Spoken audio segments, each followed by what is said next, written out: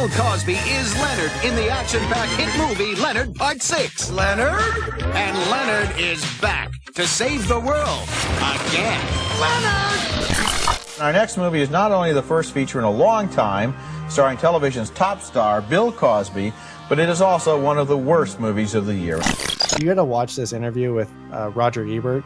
And he called it shameless and that Bill Cosby should be embarrassed. I saw this. And my favorite part is when he's talking about him using all the weapons on the door. He's like, and no matter what he fires at it, the door doesn't go down. How funny. The door is still there. How hilarious.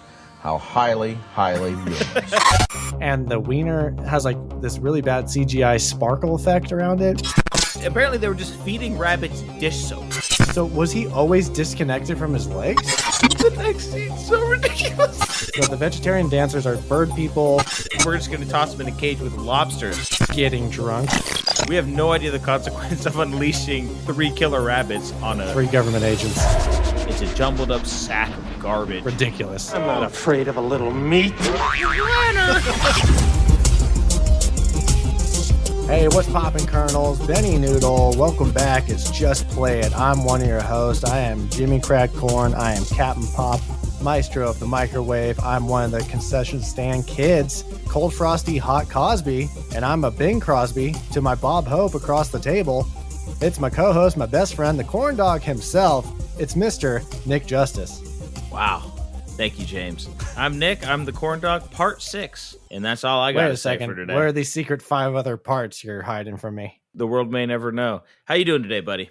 I'm doing good. I am interested to talk about the movie that we reviewed this week because it's notorious for being pretty dang bad. And it kind of ruined my week. Yeah, it was a week ruiner, which is hard to do because we've watched some bad movies. So I'm excited to see where this lands in the pantheon of shit. It's got a lot to live up to, being our first and only 40/40 offender of the year, which on our podcast means it has a below average of a 40% favorable review from the critics and fans. And the other 40 is the budget to the box office, where the box office cannot even hit 40% of its budget. Big old yikes. Our 40/40 offender from last year was Battlefield Earth, which was a 2-hour plus sci-fi Scientology shit show confusion ride with tilted cameras galore. Propaganda. Disastrous. And bulges. Big old bulges. This movie stars Bill Cosby, and the title is called Leonard Part 6 from 1987.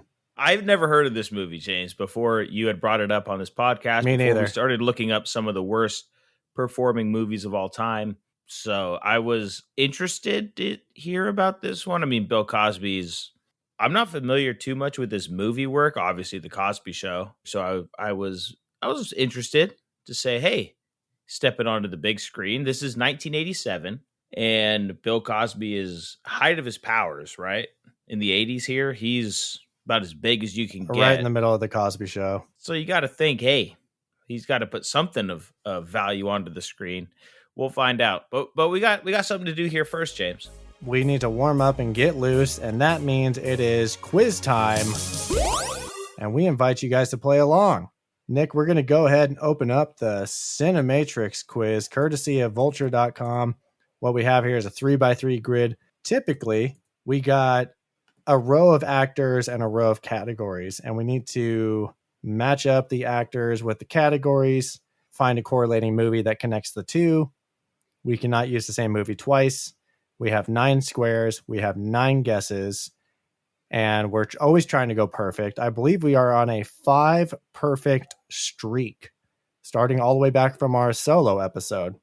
Let's go for not only perfection, but a high score, because the more obscure the movie is, the higher the points you get. And with this quiz, 5 straight perfect, let's go for a perfect Leonard Part 6 to celebrate this trash can movie. Keep our streak going, buddy. What do you say? Let's do it. Who do we have for our actors, Nick? For our actors on our vertical row here, we have Glenn Powell, Jack Black, and Ethan Hawke. All right. And our categories, which actually has a director involved as well. Our first category is directed by Richard Linklater. Release date 2015 to 2024. And then 3+ words in the title. How you feeling about that? Not good, because I don't know who Richard Linklater is. Buddy, I don't either. Crap. I know one of his movies, and I don't think it has any of these actors in it. What is the movie you're thinking of? All I know is that he did Dazed and Confused with Matthew McConaughey in the early 90s. That's it. Okay. That's all I have. That gives me something for one of them. Okay. That's something. Other than that, buddy, I got nothing. Crap. This streak might come to an end. But you know what? Let's go ahead and get what we can. Let's start out with the categories that we think we can at least get, and then save the director, Dick Linklater, for last. A dramatic finish. What do you say? Let's do it. Let's just start with Glenn Powell. So we have release date or 3+ words in the title. Which one do you want to start with? Let's do release date, 2015 to 2024. This guy has been in a lot of movies as of late. I can think of multiple movies that can match up with this category of the release date, and a couple that can match up with 3+ words in the title. I know he's in this Netflix movie called Hitman or The Hitman or something like that. That Sydney Sweeney romantic comedy movie. Okay.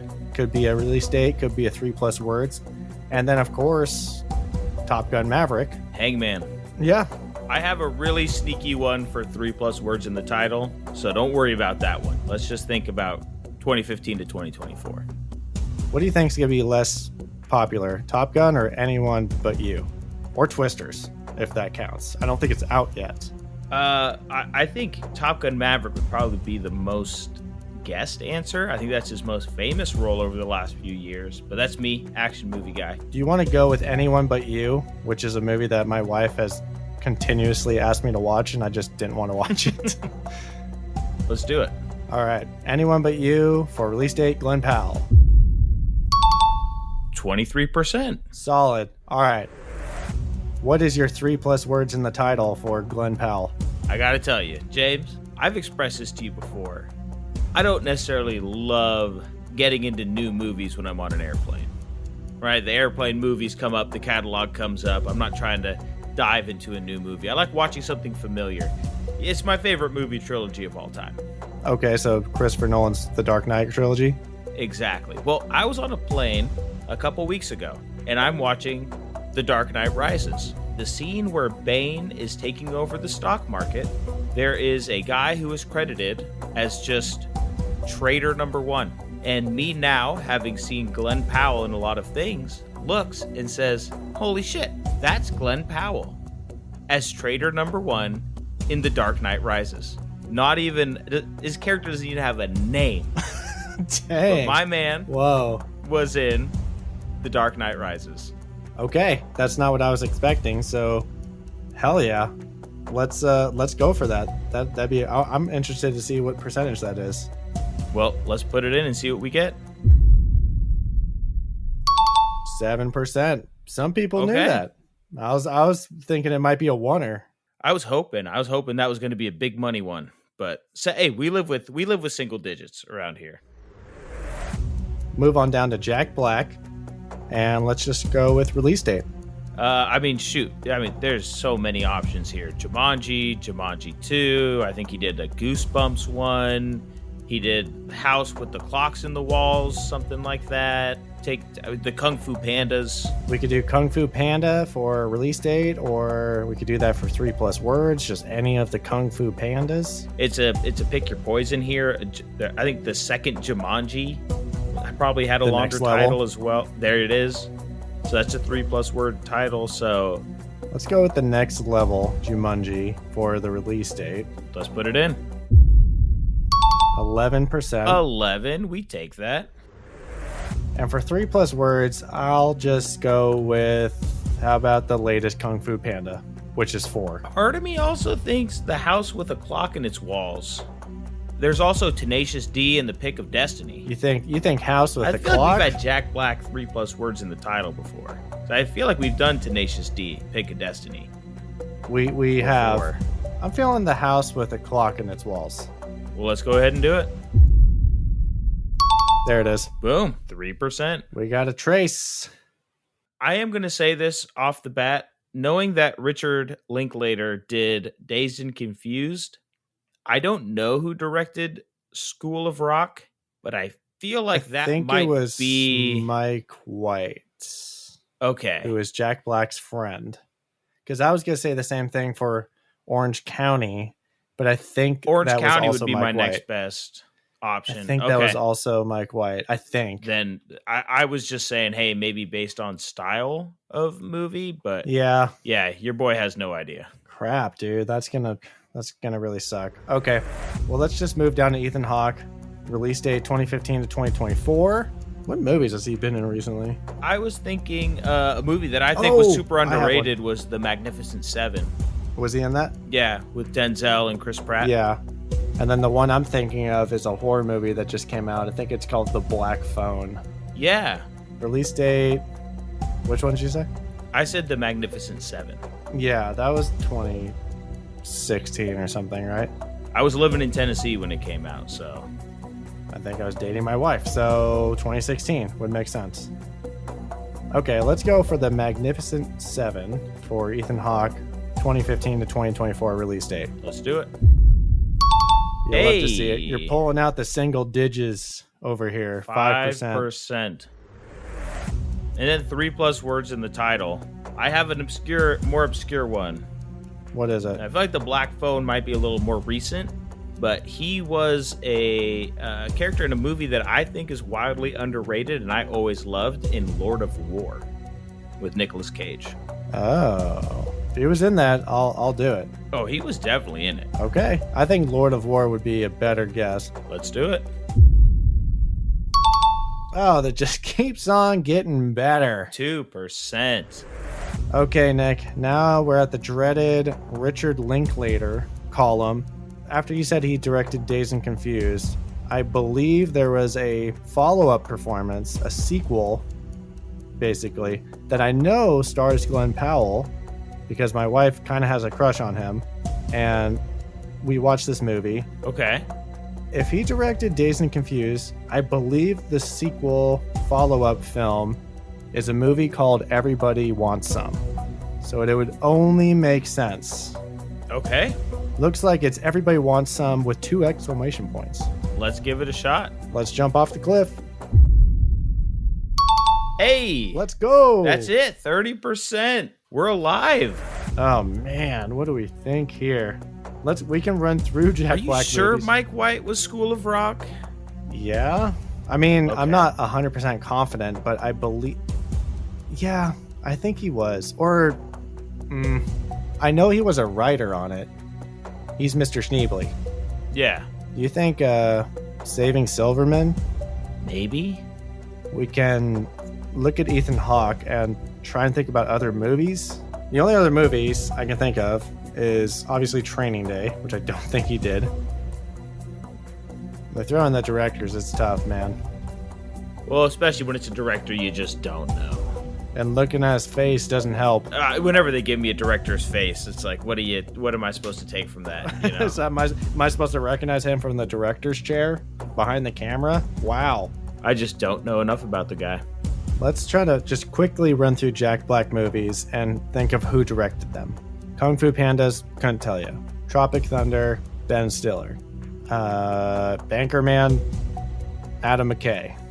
The Polka King might be one. Saving Silverman might be one. I know I'm usually good at these. I have nothing. I will go with whatever you want to go with here, friend. I literally have nothing for this. I don't know who this guy is. Damn it. We're going to end our streak. Saving Silverman or The Polka King? Call it. Let's go with Saving Silverman. 3, 2, 1.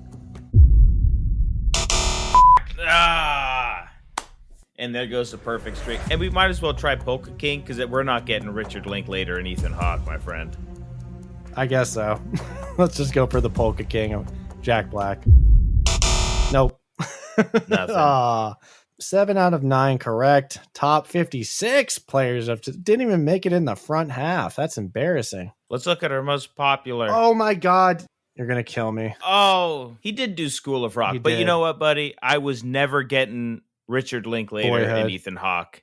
I was never going to get that. Oh, yeah. Boyhood was that movie where they filmed over the course of like 10 years of this actor. I was never going to get it. He did that movie Hitman, though, that you were just talking about earlier. With, Okay. Glenn Powell. So that Everybody Wants Some was a deep cut, apparently. And most popular for release date was Top Gun Maverick. Anyone But You was most popular for 3+ words in the title. Jack Black, Richard Linklater, School of Rock, you hate to see it. You were totally right with your hunch. Kung Fu Panda 4, most popular for release date. And School of Rock was also most popular for 3+ words in the title. Really? You couldn't think of anything else, guys? Come on. Ethan Hawke, Richard Linklater, Boyhood. What does this one say? First Reformed? Looks like a movie with it looks like he's a priest, maybe? Like a priest. Is that white collar? For release date. And then Dead Poet Society for 3+ words in the title. I'll tell you what, we had a lot more fun with our answers. And the most obscure answers, Richard Linklater for Glenn Powell was a movie called Apollo 10.5. People cheat. You can't convince me otherwise. People cheat. That's also the most popular for Jack Black and Richard Linklater. Misconduct for Glenn Powell and release date. And Ride Along 2 for 3+ words in the title for Glenn Powell. Well, I have The Hottest State. Well, that's why it's so rare. You don't know which is the more rare guessed one. Jack Black, Apollo 10.5. Kung Fu Panda, Secrets of the Scroll was the most obscure for release date. And Melvin Goes to Dinner for 3+ words in the title. Never heard of that. Looks like not even like a real movie. People cheat. Fast Food Nation, Ethan Hawke, Richard Linklater, Waiting for Godot, Waiting for Gal Gadot for a release date, and Search and Destroy for 3+ words in the title. Oh, Waiting for Godot is Ethan Hawke and John Leguizamo. The Leggies. Well, unfortunately, Nick, our perfect streak comes to an end in part 6 of our perfect streak, which is very fitting because we're about to keep the womp womp train going with this movie. Bad vibes for this whole podcast. It's not a good start. As we stated before, this movie is called Leonard Part 6. No, there is no 5 other movies that come before this.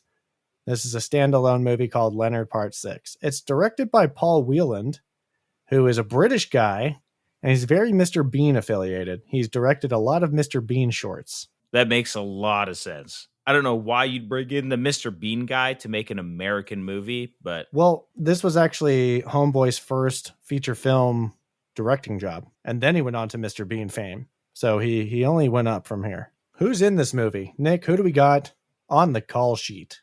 Well, our main star here, as we mentioned before, Bill Cosby, also starring Tom Courtenay and John Doe Baker and Gloria Foster. Only heard of Bill Cosby. Gloria Foster is famous for being the Oracle in The Matrix. I did pick that up. That's really the only thing that stood out to me on her IMDb. These other fools, not really a whole lot to them. This movie killed some careers, I think. Well, they made a point to point out Joe Don Baker as Snyderberg in the opening credits. So, well, he was in GoldenEye. See how far down he is. He's number 6 up there. Really? All right. He was in Fletch with Chevy Chase. I see that. And The Natural. Wow. He was the Whammer in The Natural. Okay. I know this guy. He was also Richie's dad in Mars Attacks, which doesn't seem to be at the top of the list there. That's who we have in this movie. This is where we usually go over the budget and the box office. However, with this being a 40-40 offender, it's basically a super bomb. And we're going to talk about why this movie critically flopped. And we're going to take a guess at what we think the budget was and what the box office return was as well. Nick, I kind of messed up here. And during my investigation of why this movie was made, how this movie was made, I got to say, I accidentally saw the budget. And then later on, accidentally saw the box office. So oof, you're all alone, my friend, because I kind of have the numbers and I can't really lead you on or anything. A good part that came out of the spoilage for the numbers was I got some little bit of background on this movie, at the very least. Can I tell you about the great Coke run of Columbia in the 80s? I saw this and I want you to explain it because this is wild. Yeah, and it's not, I know when you think 80s and Coke, it's not the Coke you're thinking of, although I'm sure that was involved at some degree behind the scenes. But I'm talking about Coca-Cola, ladies and gentlemen. So Coca-Cola purchased Columbia in 1982 for $750 million. Holy smokes. That's a lot of simoleons. Way ahead of their time because big tech corporations or big corporations are getting stakes in movie studios now, such as Amazon or Apple, and they're getting the business side on the movie industry. So this is very cutting edge. However, with it being the first of its kind, it didn't really go that well for them in their run of the 80s owning Columbia. Now, during this run, when Coca-Cola owned Columbia, they did see some hits such as Ghostbusters and The Big Chill and The Karate Kid. However, behind the scenes, it got kind of messy. The head of the studio, Frank Price, left in 1983, not agreeing with the soft drink overlords. So he was replaced by Guy McIlwain, who greenlit a movie called Ishtar, which apparently is very, very famous for being a big old bomb at the box office. Oof. I imagine it's Columbia's version of Cleopatra, which almost completely destroyed Fox. Yes. He greenlights that. There's bad press, and Ishtar is still not coming out in theaters. So Guy was replaced by a Brit named David Putnam in 1986, who was very anti-sequels. So he was very much against releasing a Ghostbusters 2, continuing the Karate Kid movies. And then in 1987, Ishtar finally comes out, and Coca-Cola is kind of regretting its decision to get into the movie business. Putnam is already being replaced by Dawn Steele, who apparently was fired from Paramount while she was in the hospital after giving birth, which just tells you everything you need to know about the movie industry and how cutthroat it is and just soulless. So Dawn Steele becomes the new head of Columbia, and she does greenlight Ghostbusters 2 and The Karate Kid 3 in 1989. But Coca-Cola is still not confident in her business strategy for whatever reason. So in 1989, Columbia was acquired by Sony Corporation for $1.5 billion. With a B. Where Dawn Steele was replaced by Peter Guber and John Peters. You might recognize those names. I think they're still relevant today. At the end of the day, Coca-Cola made a profit because they bought it for $750 million and then sold it for $1.5 billion. They might have not known what they were doing, had some stumbles and fumbles, but they had a couple of hits under their belt. But they're a soft drink company. They don't know about movies. Which brings us to this movie. This is right in the middle of that 1980s Coca-Cola run Columbia shit show. So I got this from a news outlet called Morning Call, which I think it's from somewhere in Pennsylvania. No one else wanted to write about this. And it's 3 years late. This article is from June 30th, 1990. So it says Cosby conceived the story and produced it. In 1986, Cosby pitched the idea to Putnam. So that's our Brit guy, David Putnam, who was the head of Columbia for 1 year, who eagerly greenlit it because he was all about making lateral moves, having new projects and fresh ideas. No Ghostbusters 2. I want Leonard Part 6, which is kind of funny because it's insinuated to be a sequel. So Cosby would soon find himself having run-ins with the Brits. So David Putnam being the studio head and Paul Whelan, who is the director. There's also a British producer named Alan Marshall, who just would butt heads with Cosby. And at the end of it, Cosby said, "You won't see me working with Putnam and producer Marshall again, even in a celebrity softball game." Go. Film gets previewed. Audiences hate it for obvious reasons. Same with Cosby's wife, who encouraged him to disown the film.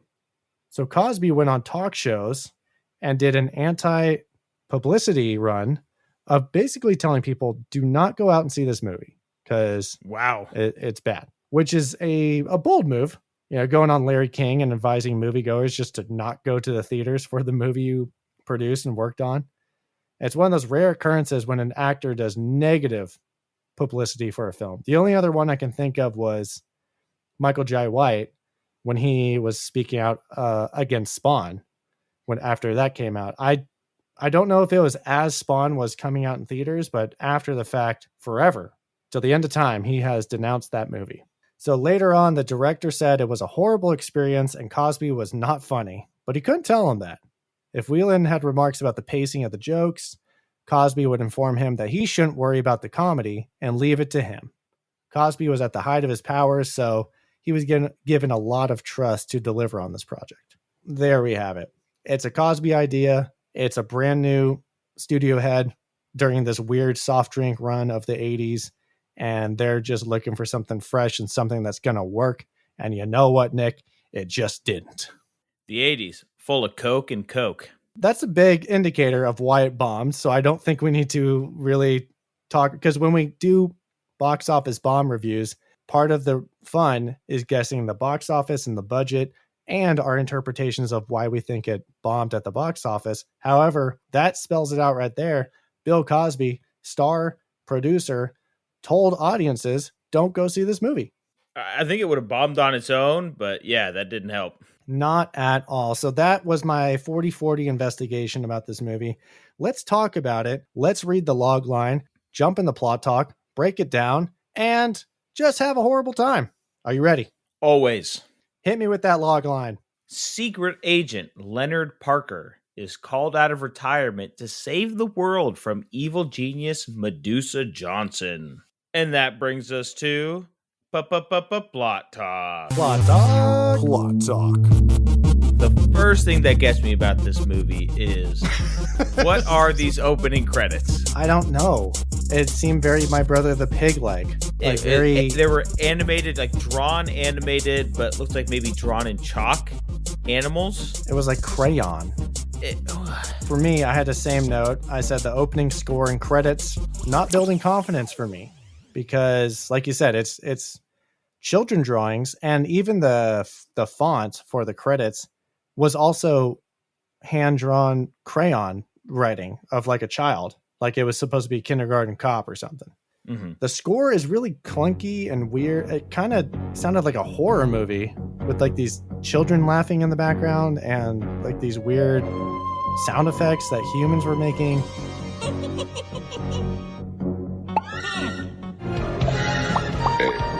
It was unsettling. The movie has no children. Elmer Bernstein is on the track. So I looked him up. He did do Ghostbusters and Airplane and My Left Foot. And apparently, in quotations, the scary music in the Thriller music video. So he's not a nobody. He's been around the block. He gets work, but this one, he is not mustard on that beat. No. And then we're introduced to a small montage. It's actually, we learn later, these are scenes from the movie, and they're telling us about this is the latest installment of the stories of Leonard Parker. We have this storyteller. This is his butler, his help around the house. But right off the bat, the CGI, there's a part where he's riding an ostrich off of a roof. It is bad. It's pretty bold to throw that up front for people to judge. 1987. So we learned that this is the 6th adventure. So we were all wondering, why is it called Leonard Part 6? Apparently the first 5 missions were way too awesome to even know about, so the CIA confiscated them. And that's our explanation for Leonard Part 6. And we're like, okay, funny guy over here. So we start our story off. There's a guy in his pool. We're in the Bay Area. We're in San Francisco Bay Area. And this guy releases a fish into the bay.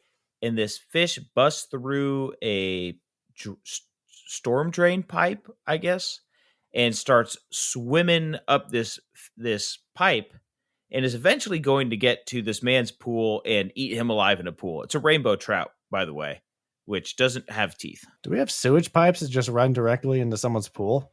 It's not that linear, I'll tell you that much.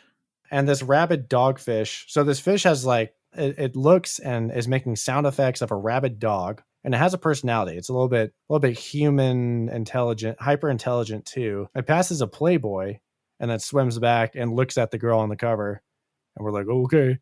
And did you see the Kermit in the tube? I did. There's a random Kermit down there, a Kermit puppet.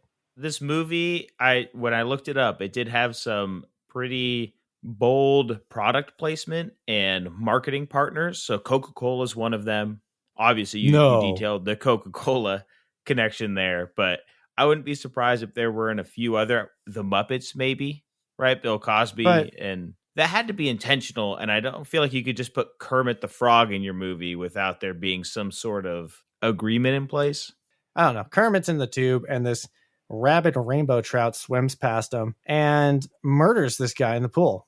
It's like a 100 piranha scene. He is flailing and water is splashing, and he dies from this one fish. You know what you would do if a trout bit you? You'd go, "Hey, what was that? What just ran into my leg?" It can't eat you. So at this point in the movie, I wrote down in my notes here, I said, okay, I'm out. I'm out of this movie. It's been a few minutes in. You said you almost turned it off. Yeah, I was debating saying, hey, James, you take this movie solo because I can't do this. I can't. But look at you. I know. I soldiered on. I watched it twice to make sure I didn't miss something. I said, maybe that it's is shocking to me. Because maybe it's the viewer who missed something. No. I refuse to watch this a second time. I usually watch movies a second time to make sure I'm on it, but with this one, I didn't care. No, and you did it for me, so thanks. Now we're going to meet Leonard Parker. This is Bill Cosby. This is our main guy. He is retired from the spy industry. You can call it spy, but everybody knows who he is, so he's not really a undercover agent. He's just Leonard. Everybody knows who he is. He's not very nondescript about it. He owns a famous restaurant. He's given up that life. Yeah, he's given up that life, and he owns this famous restaurant and also serves the food and helps cook. I don't know. But we have a old acquaintance.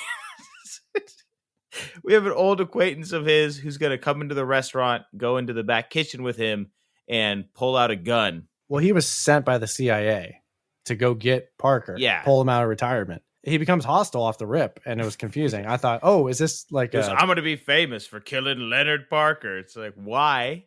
And then he starts ripping shots in the kitchen. There's this whole half-hearted comedy bit where all of his bullets, they'll hit a bottle of olive oil, and the cooks are just putting their pan under it and keep cooking. How convenient. Oh, I'm going to shoot this rosemary seasoning, and I'm going to put my plate underneath, and I'm going to season the food. It was supposed to be like funny, but it was not. Physical comedy bit. It's so bad. Yeah, the gun gags in the kitchen were just not doing it for me. So I wrote down, is this a comedy? And if it is, then why isn't it funny? This is Bill Cosby, right? This is like the king of comedy in the 80s. This is the guy. And this is just not funny.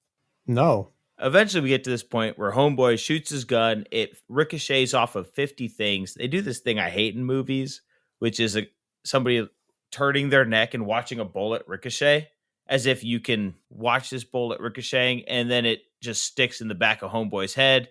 He dies, and now Leonard has to go back to the CIA. He says, hey, you sent this guy. What if he got lucky and actually killed me? I don't know. Well, someone died in his kitchen, and he's not even worried about it or reporting it to the cops. Instead, he goes to the CIA and gets sat down to watch a slideshow presentation where they're going over murdered CIA agents killed by animals. And the first one, it says, Agent so-and-so was killed by a group of house cats. This got my first authentic chuckle. I thought, that's funny. We get a story about squirrels and gophers, and we get introduced to the vegetarian villain, who is Medusa, and this is Gloria Foster.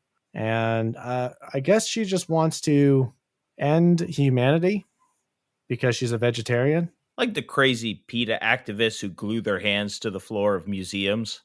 She's thinking to herself, humans have abused animals for long enough. It's time for them to rise up. I don't know. It's a pretty bad motive.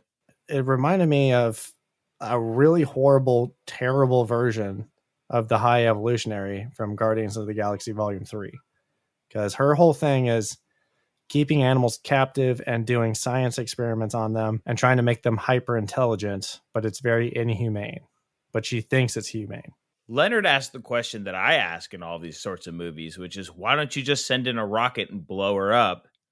And then we get the most cliched government CIA answer of, we can't blow her up. Her technology might be useful for us. We can use it. Okay, plot hole. Yeah. Leonard is not going to join the CIA, though. He says, I'm retired. I'm out. He returns home to his big old mansion in San Francisco. And we learned that his wife's been gone for 7 years because she caught him in a sauna with a 19-year-old. Yeah. Which, yikes, for Bill Cosby. Yeah. When they get together, she says something about a 19-year-old. She discovered them naked in the sauna, switching each other or covering each other with birch leaves. And I thought it was those big ass leaves that you would use to fan somebody, but birch leaves are about 2 inches long. So I don't know what kind of leaf play was going on in there, but Leonard says, I never laid a finger on that girl. And I'm just like, it's not good. Yeah. Super awkward knowing what we know now. It is. So Leonard returns home. His daughter's there. She's 20, I believe, in this movie. And he's got to be at her play. She's going to be an actress on the stage. And her daughter is dating this old ass director who's 56. I think we find out in the movie, Giorgio. This is such an unnecessary storyline in this movie. I did not understand the point of it.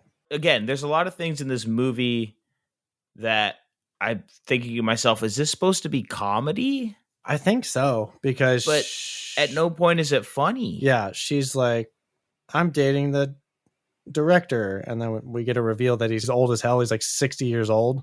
He's kind of like a bum. He needs to crash at his place, which is why the mom didn't let her stay there, because she brought this old ass man to couch surf. And then this is where we get our first of many product placements. Leonard says, why don't you go make me a sandwich, daughter? And bring me a soda. And then she whips up this honker of a sandwich and brings out a perfectly placed sub. It was like a cartoon sub. It was massive. And places the Coca-Cola bottle right towards the camera where everybody can see it. You gotta watch this interview with Roger Ebert. And he called it shameless and that Bill Cosby should be embarrassed. I saw this. Did you watch it? I did. He was like, his 20-year-old daughter brings home a 66-year-old man that she wants to marry. Cosby is appalled. This guy is robbing the cradle. What does he do? He calls for a sandwich and a Coke. And then he holds the Coke bottle prominently next to his face for the rest of the scene. First it says Coca-Cola, then the next shot it says Coke, in case you missed the point. Who released this movie? Columbia. Who owns Columbia? Coca-Cola. What is Coca-Cola doing with this movie? They have a lot of products in this movie, Gene, that you can get a tie-in where you can get the product in connection with buying a ticket for the movie.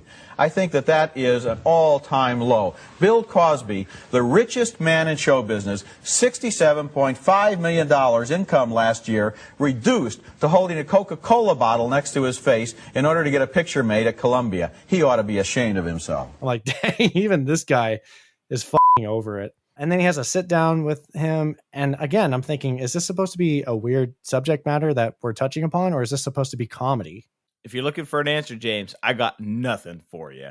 Well, you know who else is looking for answers? This guy who's staking out the International Tuna headquarters, which is the evil Medusa's lair, I guess you can say. It's out by the docks, I think. He is trying to listen in on, this is like another kind of dumb gag, but this one was kind of funny because he's trying to listen on a wiretap or something. And the frogs, we know the animals can be controlled and murder people. And there's a bunch of frogs coming up to his car and they're just croaking away. And then he starts writing down notes that say ribbit and croak and stuff like that. And I'm like, okay, all right. And then the frogs, at like 100 frogs, get underneath the car and hoist it up in unison. And the car does a frog hop towards the water, and then they do another frog hop into the water. With apparently frog sound effects of just boing, boing. Very Frogger-like. Frogger's revenge, because he usually gets killed by a car, but they kill the car and the driver. And this had my second chuckle of the movie. I actually thought this was a funny visual of the frogs jumping a car. It was ridiculous. Frog murder. This is where we go back to Leonard's place, and this is where we find out he cheated on his wife. And he calls her at like 2 a.m. Booty call time. Yeah, he's like, I gotta talk to her. Lipstick on, nails done. She's all dolled up at 2 a.m., but is supposed to be sleeping in bed. Answers the phone. I'd be pissed. And yeah, agrees to dinner with him the next night at 9 p.m. And it kicks off this montage of him trying to get ready and get primped and pimped for his He's big like hot working date. out during the day to get in shape. It seemed like he went straight to his closet at 2 a.m. and started looking at ties. I don't think he slept for 24 hours. This went on way too long. But it also had the most Cosby-esque scenes because there's no talking. It's just music and him doing things and him making Cosby faces. I think there's another product placement in this montage of lava soap. There's a lot of lava soap in this movie. There's lava soap in the basement of the theater where his daughter performed as well. And I mean, It's probably yes. upwards of 250 boxes of it. Why was there so much soap underneath or in the backstage of the theater? It is stacked to the ceiling with lava soap. It's like filling the stud gaps on the exposed wall. It's a lot of lava soap. It's weird. So dinner time comes around. They're talking. It seems like it's going well. She brings up the 19-year-old because, of course, she does. And then she starts dumping food on Leonard. So it's just not going as planned. And this is all Leonard needs to know to say, hey, I'm just going to go back into being a spy. He gave up a spy to be with his wife because we were led to believe that's why she left him. Turns out, no, it's because he was naked in a sauna with a 19-year-old. So it wasn't the whole spy thing. Which could have been part of his Part 5 adventures. We don't know. It's classified. Would love to know. Don't know. But we do now come across when he's going to go back into the field, my favorite character in this whole damn movie, which is Nurse Cavallo. She's an Albanian fortune teller who I think resides in Oakland in a bus, like a Miss Yes. Frizzle Magic School bus. That's her home. She only speaks Albanian and gives Leonard some ballet shoes. And this is like his sensei, and he listens to whatever she says. There was another kind of like, maybe I got not a chuckle, but I'll say blow out the nose laugh when the butler says, what did she say? And then he says, I don't know. And then I just keep going. So Leonard takes this as his call to action because he's back in action and he's going to go over his weapons with his butler. And I'm like, what is this? Escape from New York? Going over all the ridiculous gadgets? It was like James Bond when he hangs. Who is it? Q is the person who gives him all his gadgets. Nick, what do we have here? So our weapons are an Australian boomerang knife, because all boomerangs have to be Australian. Well, that reminded me of the Pharaoh Kids boomerang and Road Warrior when it freaking domed that kid. So I thought, okay, a little bit of Road Warrior inspiration. Yeah, so we have our underarm heat-seeking missiles, which connect in your armpits for some reason. Wafer-thin grenades for when you need that. Skylink's collapsible bazooka. I'm not sure why it's called Skylinks. I looked that up, and that's the name of a transformer. I think it was just a fancy word for that they just wanted to throw in front of collapsible bazooka. It's like the size of a pocket mirror. Yeah, I'm not quite sure what's going on there. And then maybe some clippers as well. Those do come into play later. Yeah, no, they do. I mean, everything does. With this, Nick, I saw that we were both kind of taking note of the time. Yeah. So this movie's an hour, 25 minutes, and we're at 40 minutes. Hold on real quick. The credits are about 8 minutes. So really, I don't know why the credits were this long, but really we're like at an hour 15, hour 18 runtime.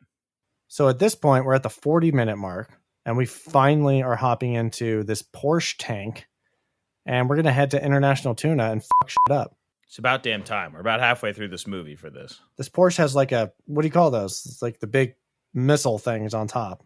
Like a cannon? Missile turret? Yeah, just a big old tank cannon is on top of this civilian Porsche. No idea how it operates because there's no loading up into the roof. It's just... We don't know how he controls it. And we don't know why it's allowed to roll through the streets of San Francisco in broad daylight. Just, it's Leonard. So we're going to storm the bad guy's lair. And this is where we get all the weapons are already getting a payoff. He starts unloading all these explosives onto the door. And he even damages his tank gun on a bounce back RPG that bounced off the door and went straight back to his cannon. Mm-hmm. This had my third chuckle, but it was at the movie because it was such horrible CGI of these missiles. It was honestly hard to follow what was happening. It almost looked like a kid who was trying to beat up a person bigger than him and kept punching him and nothing was happening. He just kept throwing all of his artillery and nobody was fighting back. He was just trying to blow up a door, really. They actually reused the same clip of an explosion around some metal barrels, which I thought was funny. It happened twice. That same shot was replayed twice, I believe, in like a 45-second time period.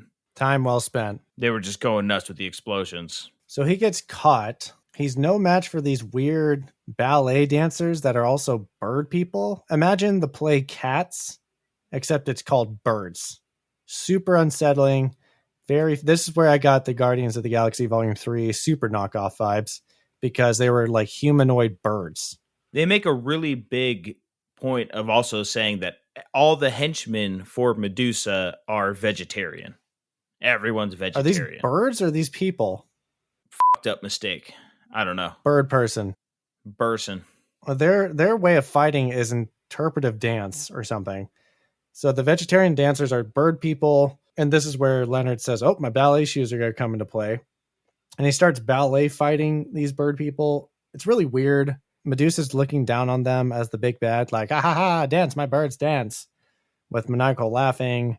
It's just really weird and clunky and dumb. It reminds me of the worst of two different scenes from previous movies we watched. No, it's nowhere near even as good as the Thunderdome fight, but I thought the Thunderdome fight in Mad Max Beyond Thunderdome was pretty uncoordinated and kind of improvised to the point where it didn't look stylized enough to be passable for a fight scene. It also reminded me of this very obscure movie we watched called Santa Claus Conquers the Martians, with that ending scene when all the kids are just fighting this alien with toys, like marching toys and blowing bubbles. And it's a weird scene. It just didn't seem like it was serious, and it wasn't goofy enough to be funny. It was just weird. That last part you said is the biggest part. I'm sure they thought, oh, we're going to put Bill Cosby in ballet shoes and have him dance around, and this is going to be hilarious. And it's not. It wasn't. It just not. There's also a point where Medusa takes control of this like minesweeper looking ceiling turret and shoots Leonard. He wears a bullet through the shoulder. What is that? Why don't you start out with the ceiling turret that can rotate and pinpoint someone and shoot them?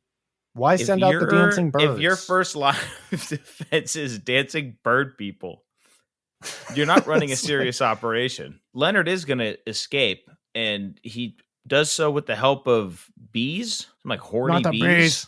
That's my first thought. So he starts whispering to these bees all sensually and gets them all worked up to attack the bad guards, and they're all covering his face. And the first thing I thought in my head, James, was, No, not the bees!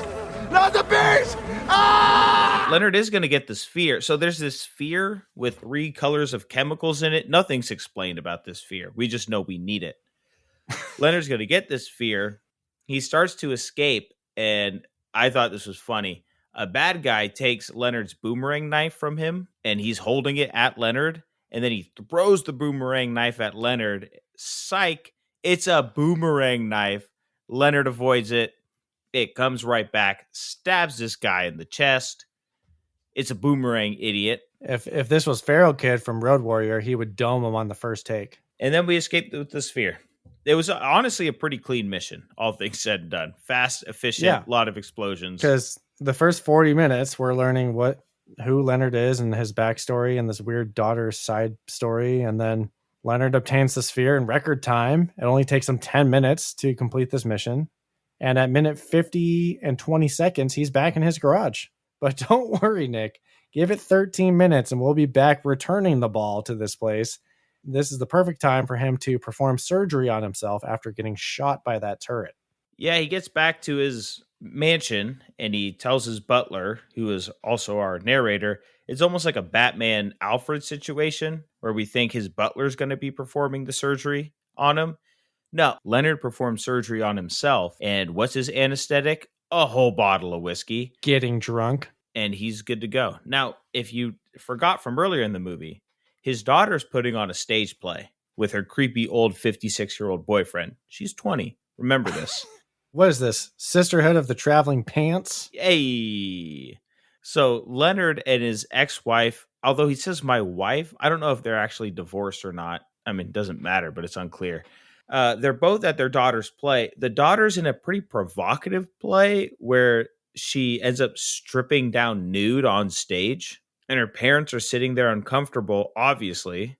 Uncomfortable knowing what we know now. So this is where they go to congratulate her down in the basement of this theater, and this is where we get so much lava soap. Yeah, an absurd amount of lava soap. James, it's so much lava soap. Why? There's also this gag where there's this low-hanging fire sprinkler that everybody's hitting their head on.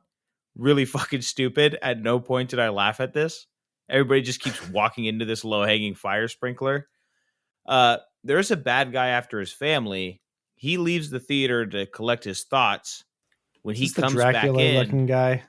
Yeah, this is the guy who's gonna get blown up by a glizzy later. So this is a bad guy's after his family. When he comes back in, the lava soap is scattered everywhere, all over the floors. If you didn't see it on the walls in the last shot, it zooms in on all the lava soap. This bad guy, who also facilitated the first scene, the rainbow trout eating the man in the pool. This is the same guy. He's creepy. He kind of hides in the shadow and watches things happen.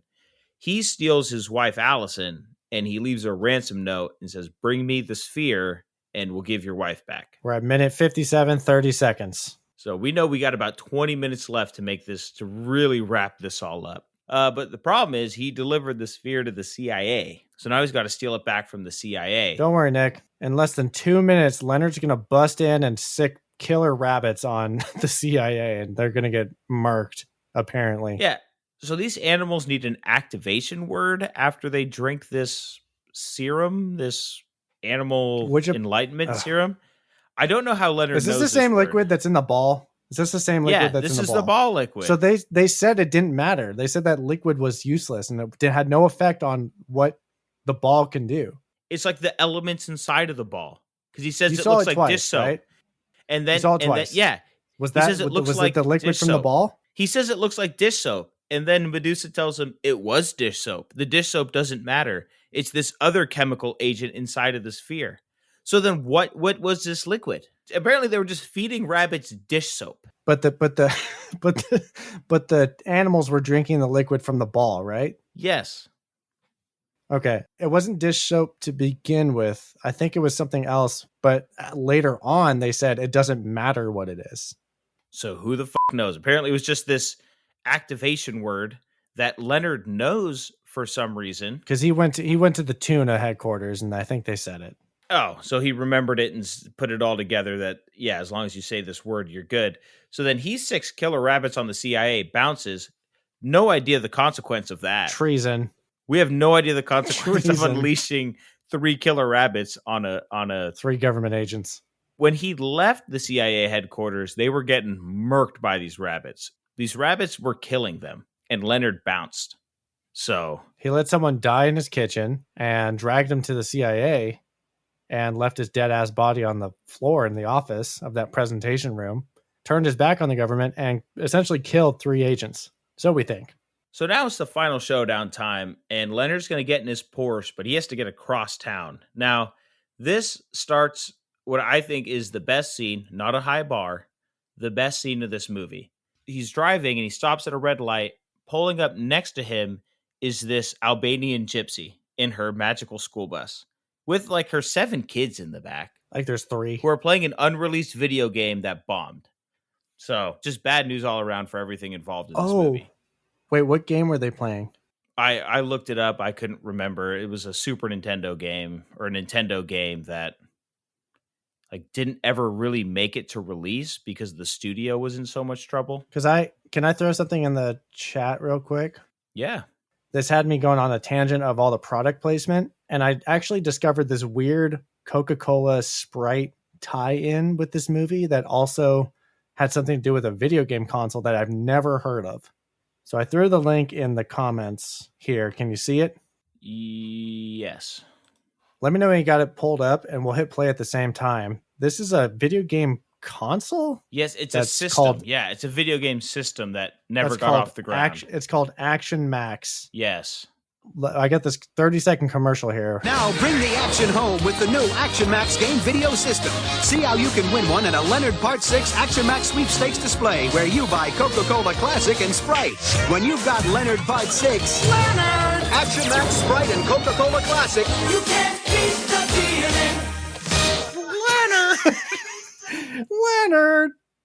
Talk about merchandise tie-in. Was that the video game system they were playing? Yes. The Action Max console. I found this website called Video Game Console Library. It actually has a couple facts on this console. It says most common media forms for games in the 80s was the cartridge, but developers conceived the idea of using VHS video cassettes as a new form of game media. A company called Worlds of Wonder introduced the first VHS console in 1987.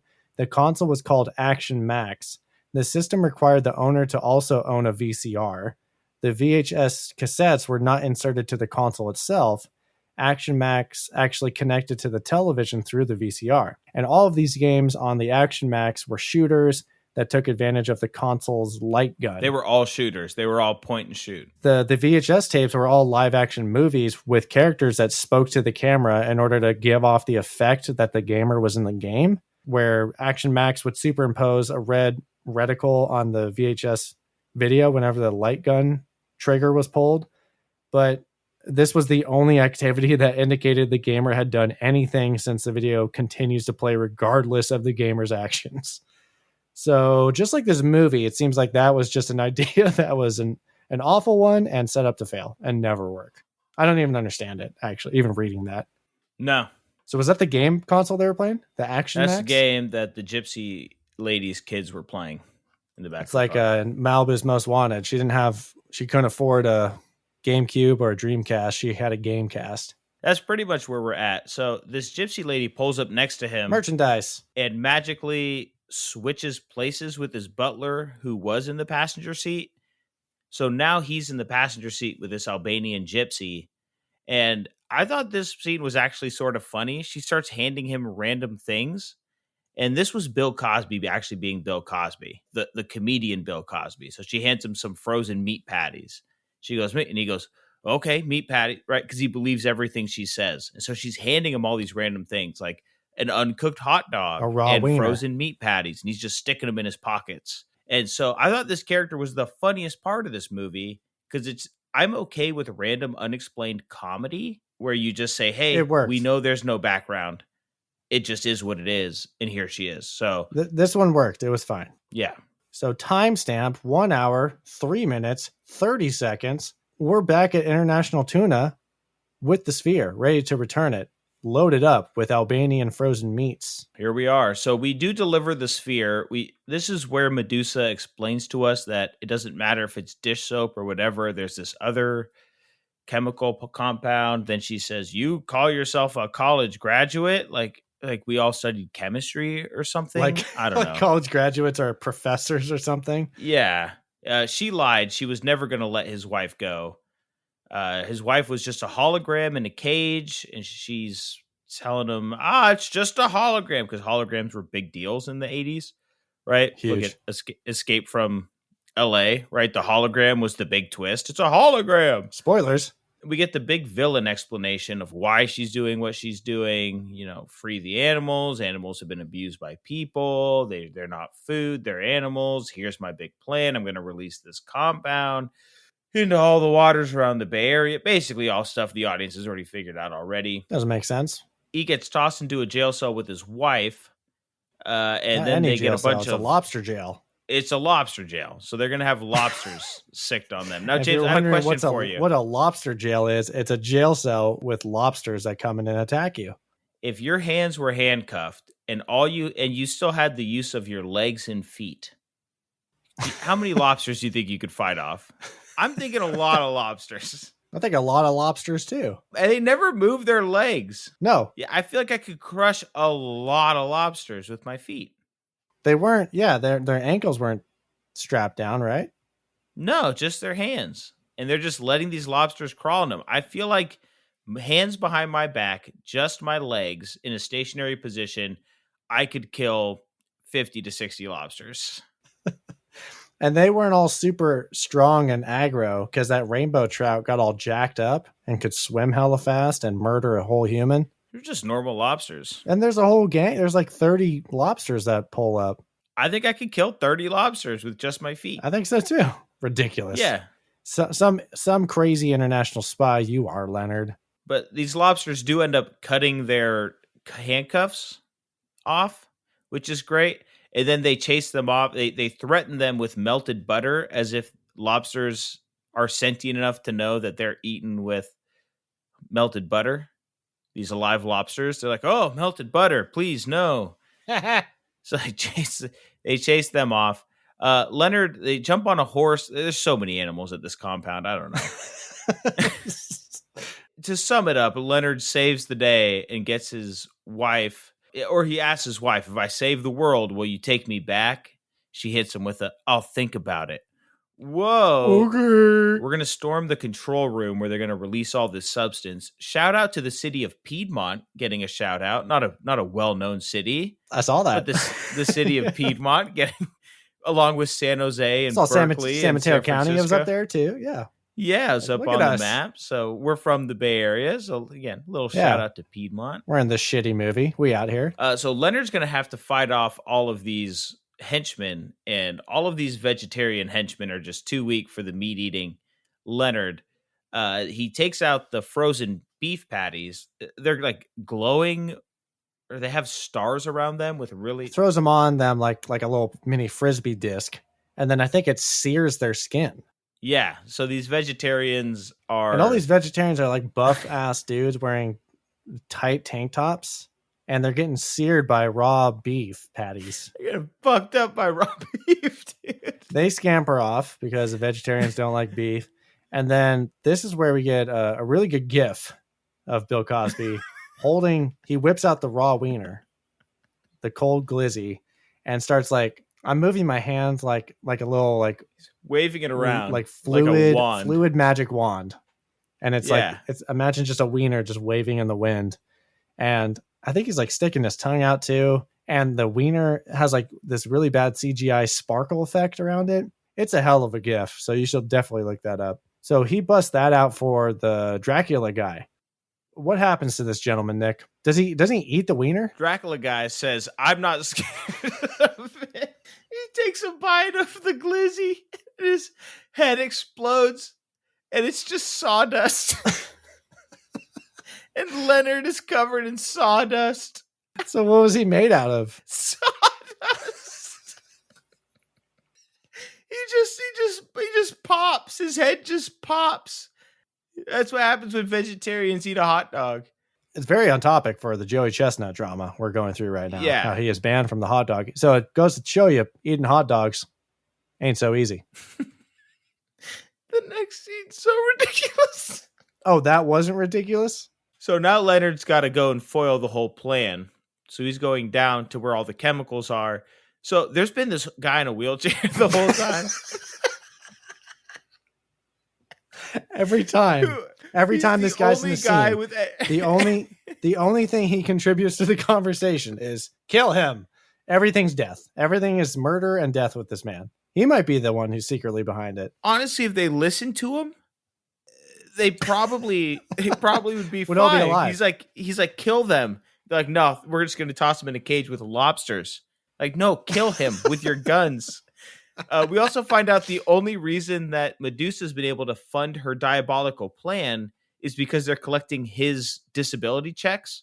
We did find that out in her big explanation. Finally, a logistical reason of why things happen. So this guy is a problem, and he starts rolling his wheelchair at Leonard, firing Tommy guns. Kill him.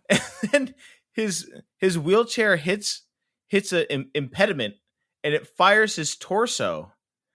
Okay, so Off these chemicals. was he? Yeah, so his torso goes flying down and falls into a vat of acid. So was he always disconnected from his legs? Because his torso just pops off the chair, and his legs are clearly still on it, and then it's clearly just the torso falling down into the vat of acid.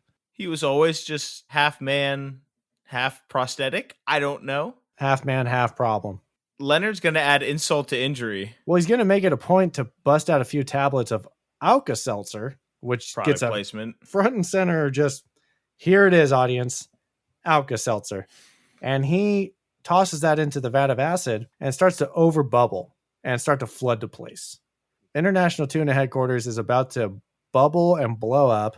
What's the last thing we need to see that we saw in the beginning? Ride an ostrich off the roof. Bill Cosby needs to hop on an ostrich and then jump off the roof. And we get exactly that. Flightless birds. He rides the ostrich off the roof at 1 hour, 17 minutes, and 9 seconds. And we're like, haha, it's funny. The CIA agents are outside. They have this red, blue, and green liquid spurting all over them. Is it acidic? First off, shout out to them. They survived the rapid attack, even though Leonard left them to die at the lab. But yeah, I'm not quite, well, we don't know because they said it doesn't matter what it is, but it seems like it's highly dangerous because wheelchair homeboy fucking died on impact. Like when he landed in the vat of acid. So apparently it could be dish soap, torso, it man. could be water with food coloring. Apparently it doesn't matter. To be fair, it could be non-toxic and he just couldn't swim with his torso. Yeah, he did land, I think, head down, face first. Maybe they pump the deadly chemical into these vats and it just doesn't matter. They have to be 3 different colors for some reason. I have no idea. No clue, not explained. But all in all, Leonard saves the day. The International Tuna building is over bubbling with this red, blue, and green liquid. And we get a little gag that lands on the CIA agents because they've been kind of mean to Leonard the whole time. And we are led to a scene where Leonard and Allison make up. They are out to date at Leonard's restaurant at 1 hour, 18 minutes, and 20 seconds. And I gotta say, this restaurant is super 80s. Like the food there looks 80s. super unappetizing. I wouldn't eat It looks so gross. This is apparently the best restaurant in San Francisco, and it looks awful. Yeah, very dated, fine dining. So the day is saved. She puts food all over him because that's what she did on the 2 a.m. agreement makeup dinner date. And that was in retaliation of him being in a sauna with 19-year-old. Never got any follow-up on that. No one asked any questions. We don't care. And they do it again to be all cute. And it kind of leads us into the credits. I believe the scene continues intercutting with the credits. Yeah, I've heard just pouring food on him. With some sultry lovemaking music playing in the background. Credits. There it is. And that is Leonard Part 6 from 1987, directed by Paul Whelan. Convoluted as ever, James. Nick, do you have any nitpicks? Nitpicks. I don't know. It's all of it. All of it. All of it's a nitpick for me. None of this plot makes sense. None of the story makes sense. I'm sure you could hear it in our voices as we're going through plot talk, but this, I don't know. No nitpicks. Nothing from me. Nothing from your boy. Yeah, here. I think it's too much of a mess to really nitpick it. I think the whole thing is just a clunky, awful, not joyride. Yeah, that's a great way of putting it. Well, let's expand upon that. A whole bunch of nothingness with some talking points. Do you have any talking points for this movie? Yeah, I do have a talking point for you. So my main question when this movie ended both times is... Still didn't get an answer. No. So I want to hear from you. What do you think this movie is trying to do? What is it trying to be? Is it a comedy? Is it taking itself seriously? Is it a mixture of both? Like what was the point of this? I believe this movie was supposed to be a comedy. It is very clearly supposed to be a ripoff of the idea of movies such as Airplane and The Naked Gun. And it's an attempt at a parody of spy movies and cop movies. And, they threw Bill Cosby in front of the camera and said, here's a bunch of ridiculous concepts. You're a spy. We're going to have some goofy gags, some situational humor, and it's going to be great. That's what I think it was supposed to be. And the inspirations were parody movies, but I think its identity goes through a fat crisis with the execution. Honestly, it is so tough to even know what this movie's about. Can't even categorize this movie. And that's not good. Well, let me give you Bill Cosby's words for what he thought this movie was. So Bill Cosby says he got the idea for the film from watching, I need you sitting down for this one, Rambo. Sylvester Stallone's Rambo. Well, it's a good thing I wasn't sipping water, Nick, because my computer screen would have been freaking misted. Are you kidding me? Not James Bond, Rambo. What? So he got this idea from watching Rambo. He said he thought to himself, man, there's got to be a place for a hero who has to deal with a heavy who's got a bigger gun than he has. I don't know what he means by that. Cosby described the lead as a high-tech comic book character. And he said, I've put stuff in here for the women. I've put stuff in here for the kids. What's your reaction? Tell you what, I didn't put stuff in there for anybody. I mean, was the creepy overage side story for the women? Was the weird unsettling credit kids drawings in the beginning for the kids? Who was for what, Mr. Cosby? What are we doing with this one? Those were just Cosby's words, brother. I have no answer for you. I don't know what this movie was trying to be. I mean, talk like you said the word earlier, mess. It was a mess. Start to finish, had nothing going for it. Shit show. How about you? Do you have any talking points? My talking point was just going to be the product placement, but we actually kind of integrated that well into the plot talk. It's really just, I mean, I understand Coca-Cola owned the company, so obviously we're going to get that. I'm not sure if Alka-Seltzer and Lava soap, and if they even featured a dish soap in there, were under the Coca-Cola umbrella, but it just seemed like a lot of cheap cash grabs and pocketing money so that Cosby could just make some money off of it, or the studio could just make some money off of it. It was just weird. And then when you brought up the video game thing, I found that old video game sweepstakes tie-in. It just seemed like, man, they were definitely way more concerned with inserting merchandise and products than actually putting in any effort of making an actual funny movie. I think that's a really good point. I really think this movie was just a sellout movie. The studio head said, hey, let's just throw money at Bill Cosby and let him do his thing. So Bill Cosby was getting paid. The studio was getting paid. Everyone was getting paid. And they threw out this sack of shit movie and thought, hey, we're going to get paid. And turns out it's a little harder than that to make a successful movie. It kind of reminds me of when students don't study for a test. They think, we got this. I'm so smart. I'm so good. Whatever. Like, this is going to be nothing. I'm going to waltz on in, not do a lick of studying, and ace the test. And then it just bites them in the ass like a rainbow trout. Yeah. You don't just get to throw money at a problem and solve it. Not so easy, David Putnam and Bill Cosby. Which leads me and us to our last talking point.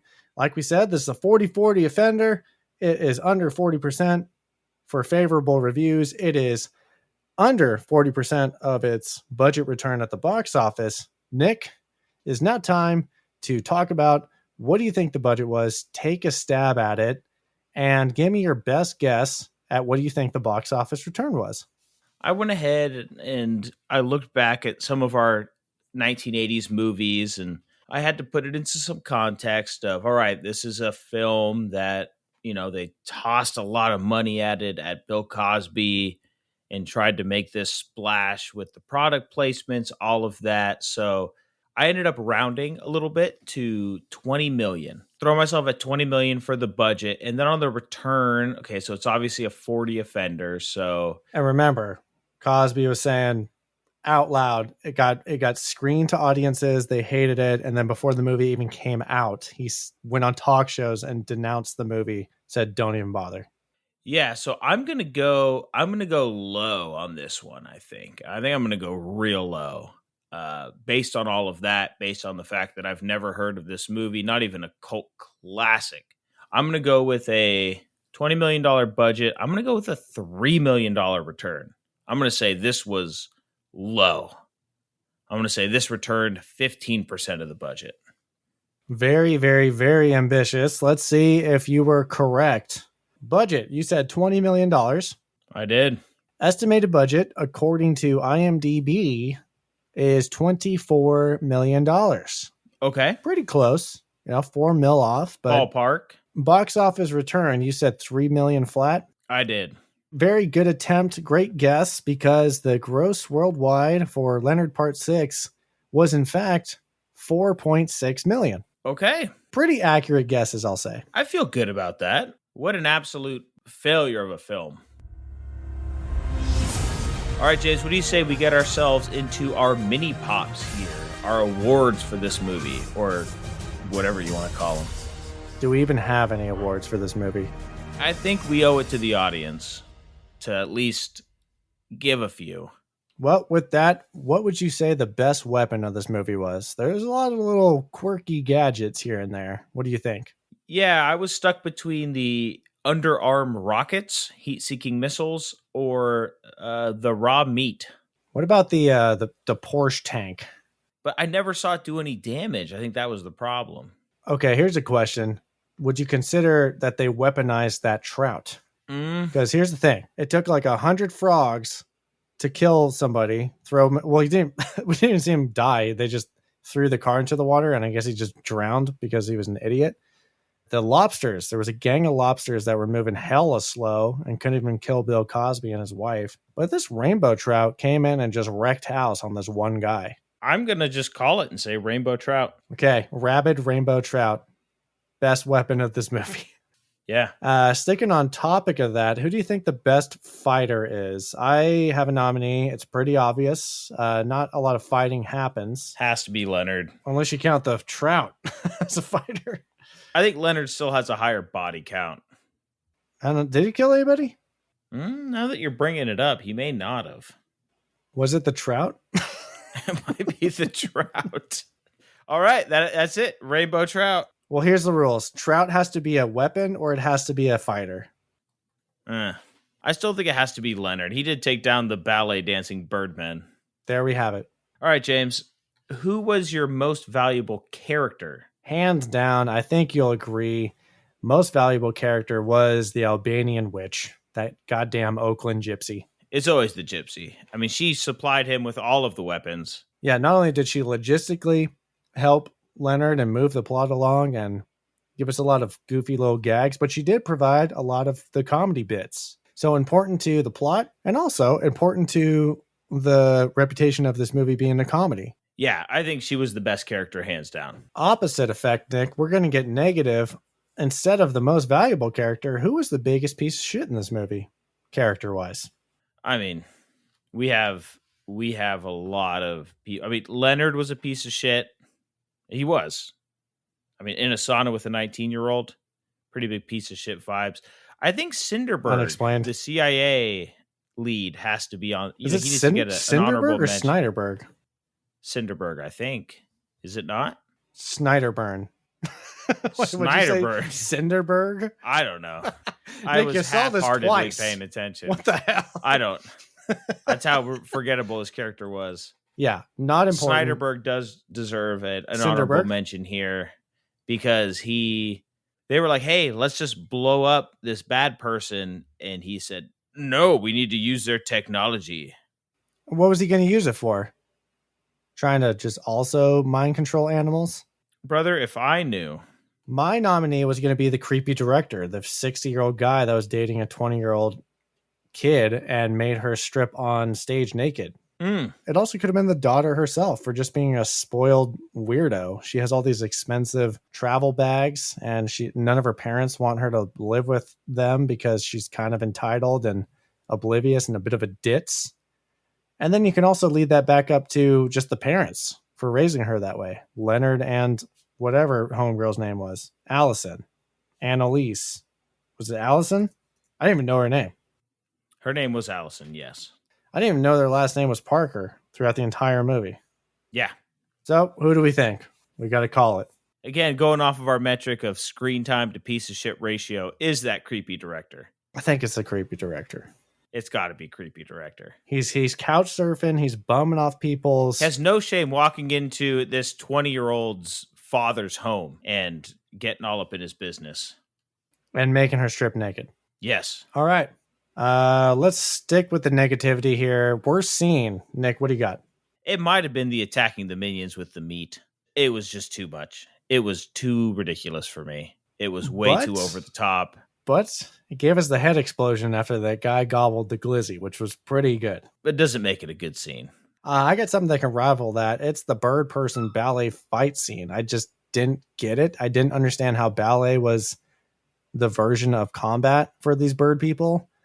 It just read and played very sloppy and very dumb and not silly or goofy enough to make me laugh, and obviously not serious enough to make me think, wow, this is a good fight scene. It was just awful.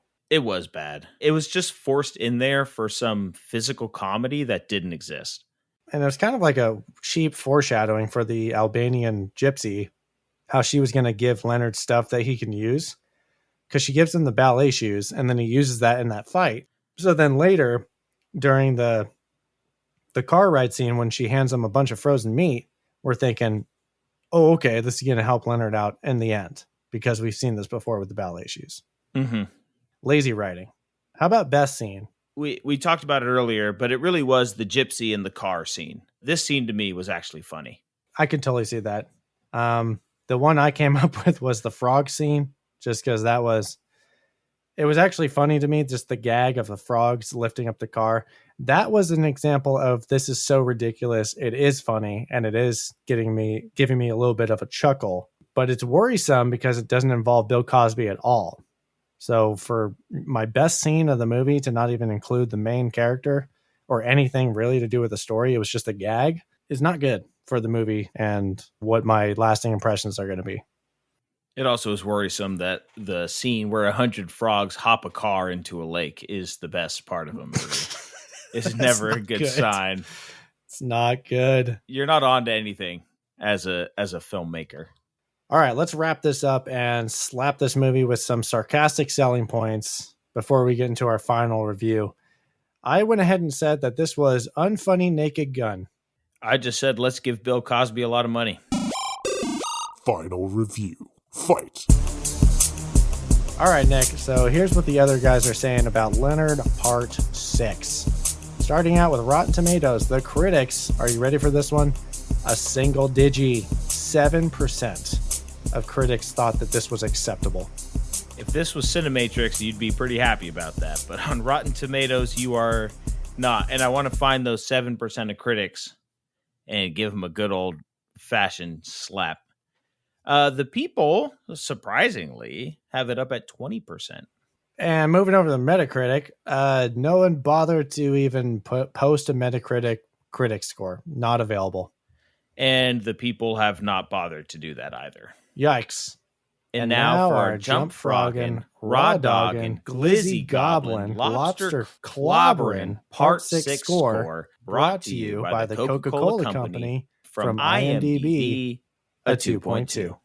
Holy yikes, raw doggin', street froggin', jumping cars into a lake. Goddamn. What a low ass number. Holy shit. It's not good. That was what other people think, which is not very much of this movie. And now it's time for us to wrap up this entire episode and our review of this movie with our laughable log lines, our popcorn points, and our final thoughts. Nick, you have the thick Part 6 honors of going first. Alrighty. Well, my laughable log line is a not-so-secret agent has to stop a crazy bitch from controlling animals. My score for this one is a 0.3.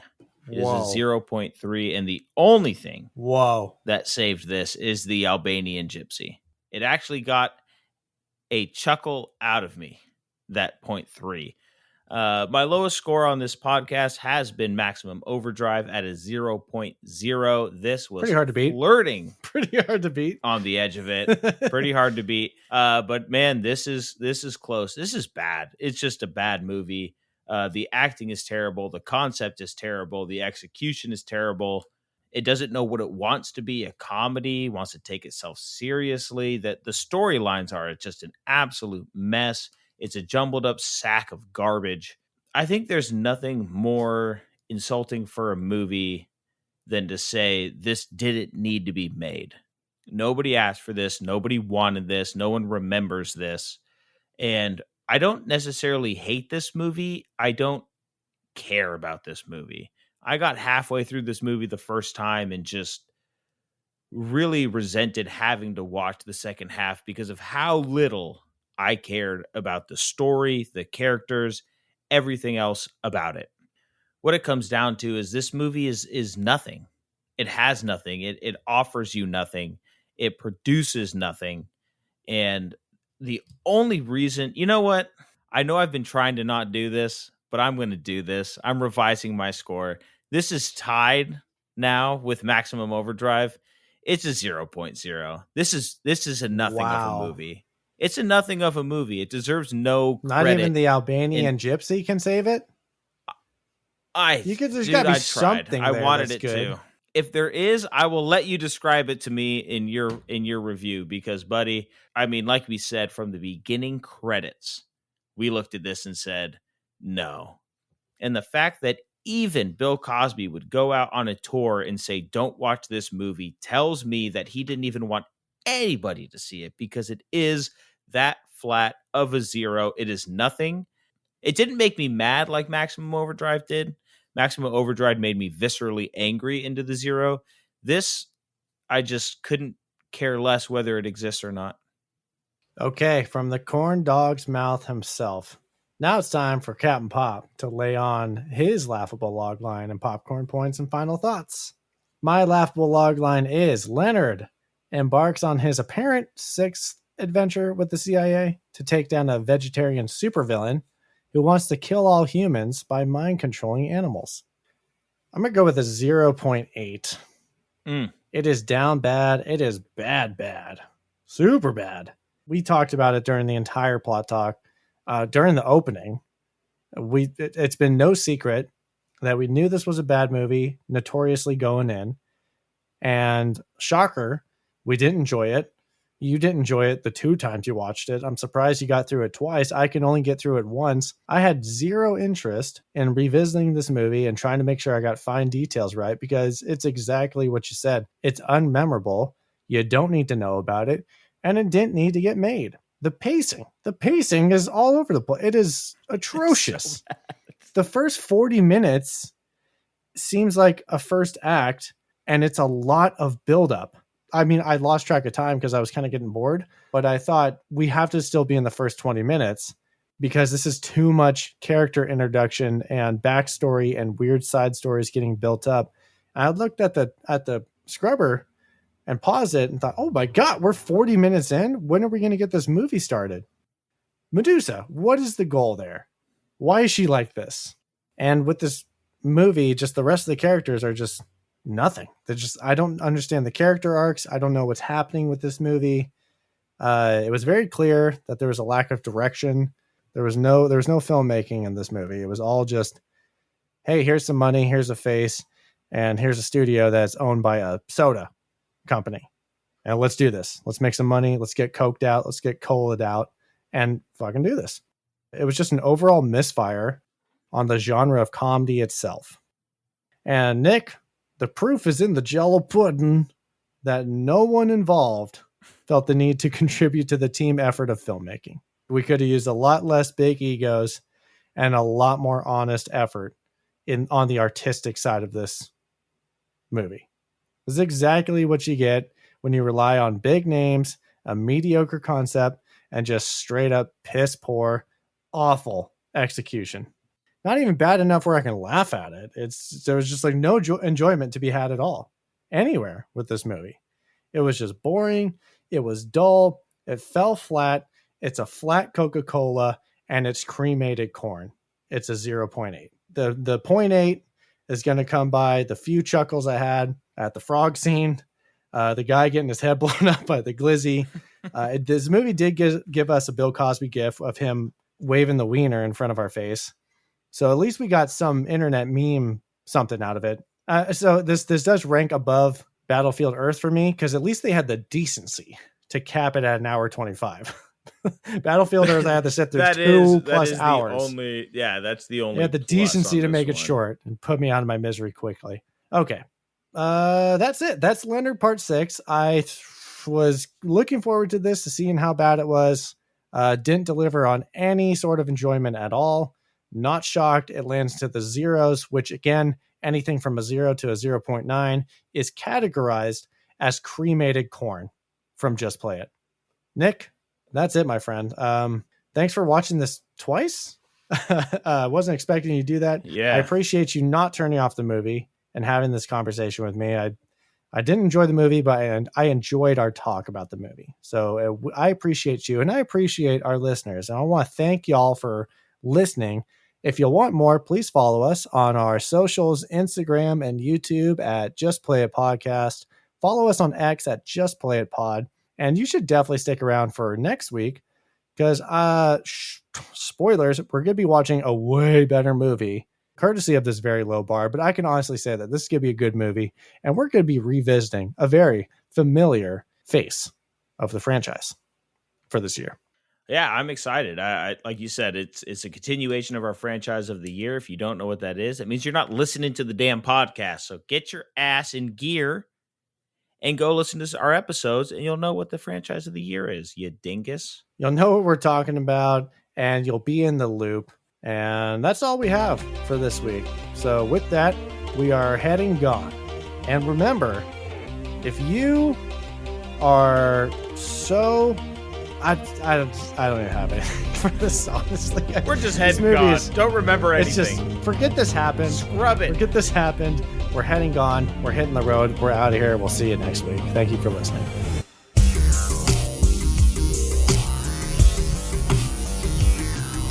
And there's a whole gang. There's like 30 lobsters that pull up. I feel like I could crush a lot of lobsters with my feet.